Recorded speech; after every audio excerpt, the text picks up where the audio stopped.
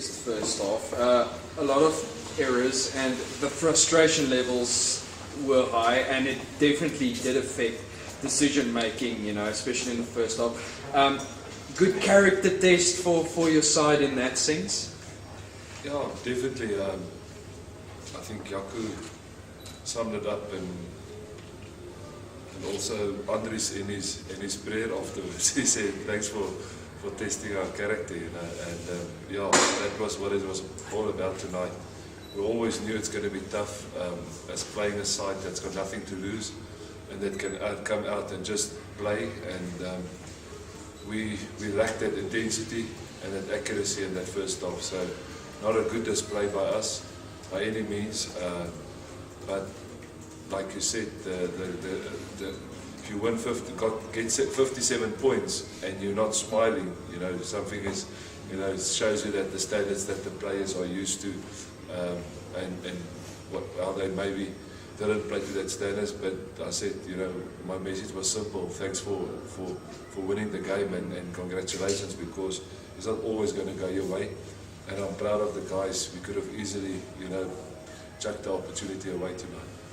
Was it perhaps a bit of over-eagerness in that first half?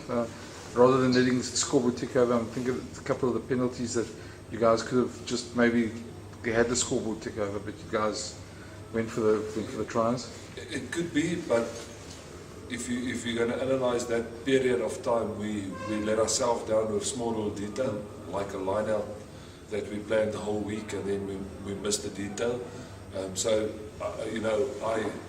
I back the players. If they're on the field and they feel they need to kick to the corner or they need to take the scrum, that's fine. But then we have to be, responsible for what happened after that, and that's maybe where we lacked that accuracy. And then eventually we did settle it down, took a good decision by Jaco, took the points, and then start again all over. But it was a difficult game for us, because you've got so many variables, players that's been physically and mentally tested for a long time now.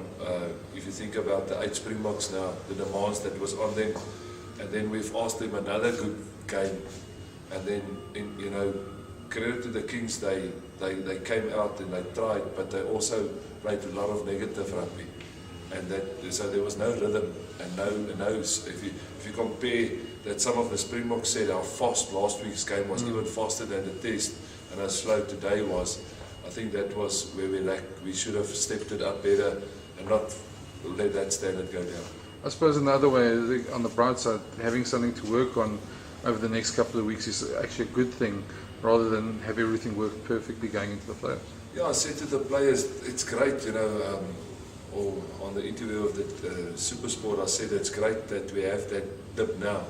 That's when you want it, we have that, get that bad performance out of the way, and we must still, be happy. We've got the bonus point, we've got the victory, and we didn't play good rugby, so that's great. Just on the permutation, I know you're going to wait till Sunday, but one part of that this morning was done with the Chiefs winning so big at the Reds. You've now got the bonus point you won. Chances are the Crusaders are going to probably do the same tomorrow. Anything further then, or are you leaving that till Sunday morning? Yeah, we'll wait a bit later. First of all, we're grateful we got through the game injury-free. So now we've got one game to go, and now we'll look where we are on Sunday with the lock show, and then we'll make decisions. It can be individually based, it can be group based, or we can just play as any other game. So yeah, so we'll make that decision. I'll follow my gut. That normally didn't let me down. Even when it come down to selection, I always, when I have to make that 50-50 call, I just trust the feeling I get inside, and I'm going to do it again and live with the result afterwards. Having said that, the Springboks you're talking about, the players that have had a high workload, are you seeing them taking strain as such? Are you seeing any physical effects? I think, I believe that it was a must win the second test. It was a must win the third test. Now they came back. We said, guys, our whole season is relying on winning the Sharks, so it's a must-win again. Tonight we said, guys, we can, it's a home game. It's a must-win for us to secure that first spot on the lock, or to stay for another week in that first spot. So we've demanded a lot of pressure on the guys, and that's the one part I must look at as much as the physical part, that they've played 80-minute games for a lot of time.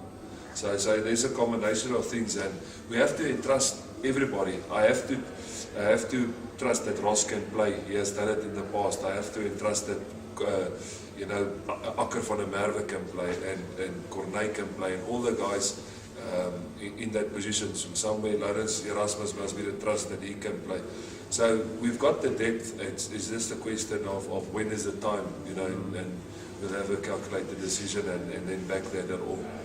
Jaco, you're going to be captain now for specifically the playoff phase as well, and with that comes the responsibility of making good decisions and that type of thing. I mean, there obviously were a few interesting things that happened in this game. I mean, you think about Faf's cross kick, that type of thing. Obviously, you guys encourage each other to play to their own strengths and follow their own gut. But was this a game that was challenging for you in terms of decision making as captain, or not really? Yes, I said afterwards it was probably one of my toughest games as captain, and personally I feel I didn't do a good job of decision making in the game. We were fortunate enough to have the good players that pulled it off for us at the end. And as far as the players concerned with decision making, we said in the week we trust every player in his position to be professional, to be as professional as he can. And yes, we will always trust the players in their decisions, always back them. But there's some stage that I probably have to take some control. And I wasn't happy with my performance tonight, but thank you for the team that pulled a good victory off. Jaco, 850, I think 860 running meters. A lot of running meters. That's probably your highest for the season for the team. Is there a bunch of tired guys in that change room? Yeah, Coach said it. We thought last week was a bit quicker. I believe this week was a lucky line break here, a lucky line break there from just shoveling the ball, and that's really something we're going to have to work on to just keep calm and to stay calm in the system. But yes, we had a lot of running meters, but I personally believe you can still lift the intensity. Would you say as a captain there were some good lessons that you guys learned inside the field as a bunch of players when things weren't going your way? Yes, for sure. I believe although we got a good victory, it was a massive learning curve for everybody. Afterwards, when they scored the last try, we had to tell the guys, listen, smile, we won, and it just shows you the character of the team. If you win by such margin and the players are still not happy with their performances. And yes, we will definitely work on that. And as Coach said, it's a small little things that's letting us down, especially at crucial moments.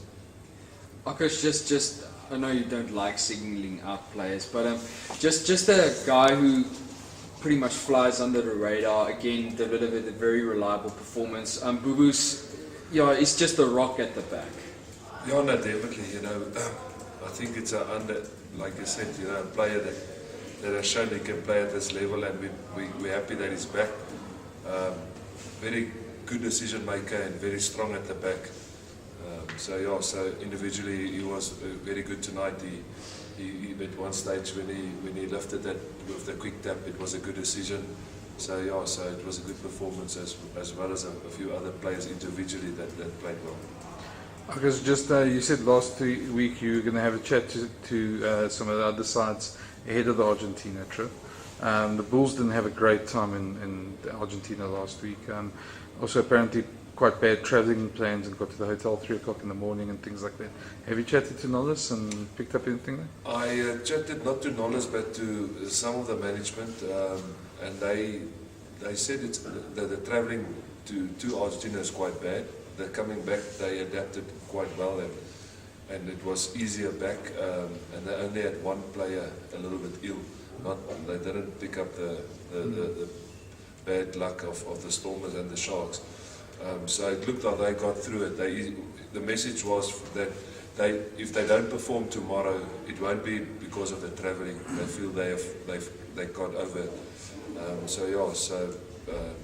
That again makes the season a bit more difficult because two sides said it's bad, one side said it's not. So we have to sit down and say what risk do we want to take and what don't we want to take. Must be a heavy trip for you then, because straight after that it's do or die kind of situations, as in the other teams have the opportunity to sort of recuperate. Yeah, your conference winners play at home, so obviously whoever the Australian side, New Zealand side will be at home, and then us and another South African side. So we're the only side probably that has to travel from a different country back to our home stadium to play the quarters. The rest will probably be close or maybe a short flight back in.